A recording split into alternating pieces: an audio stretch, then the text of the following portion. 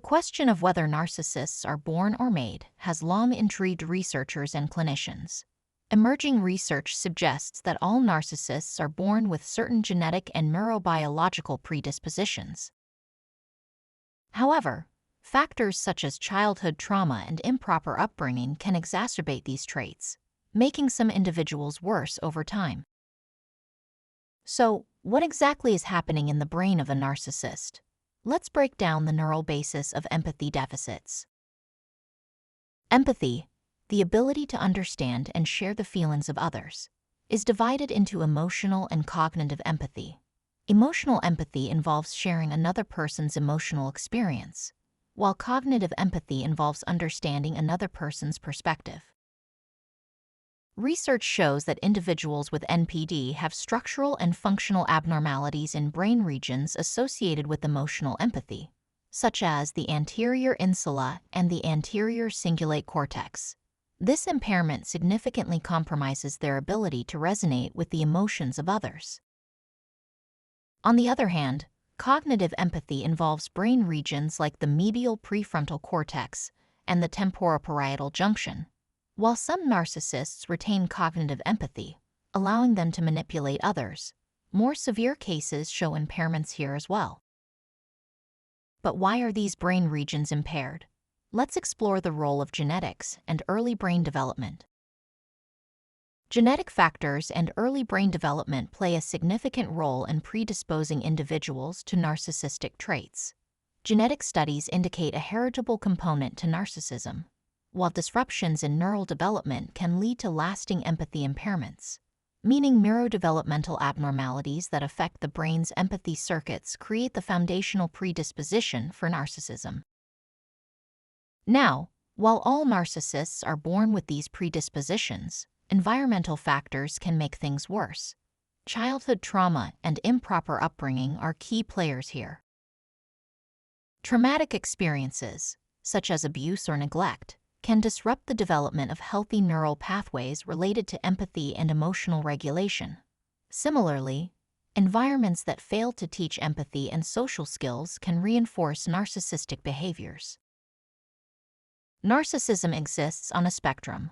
Let's look at the varying degrees of empathy deficits among different types of narcissists.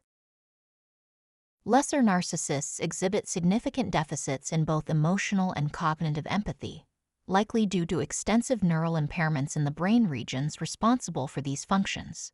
Their behaviors are often more disruptive, with pronounced antisocial traits and a lack of consideration for others' feelings and perspectives. Mid-range narcissists may have noticeable deficits in emotional empathy, but retain some level of cognitive empathy, allowing them to manipulate others effectively. Their neural impairments are less extensive than those in lesser narcissists, but still significant enough to impact interpersonal relationships and emotional regulation. Greater narcissists also exhibit deficits in emotional empathy while maintaining relatively intact cognitive empathy, enabling more nuanced social interactions. Their neural differences may be less pronounced, allowing for better adaptation, manipulation, and functioning in social contexts. So, can we treat narcissism? Neuroplasticity offers some hope, but narcissists must be willing to cooperate. Neuroplasticity is the brain's ability to reorganize itself by forming new neural connections. Targeted therapies, such as cognitive behavioral therapy, CBT, schema therapy, and mindfulness-based practices, can help strengthen empathy-related neural pathways. Early intervention and education about empathy and emotional regulation can also mitigate the development of narcissistic traits. Parenting programs and school-based interventions that emphasize empathy and emotional intelligence can foster healthier development. The future of identifying and treating brain damage at birth lies in the integration of medical science, computer science, biology, and engineering. By leveraging advancements in neuroimaging, AI, stem cell research, and biomedical engineering, we can move towards early detection, precise diagnosis, and effective treatment of neural impairments, possibly in the coming decades.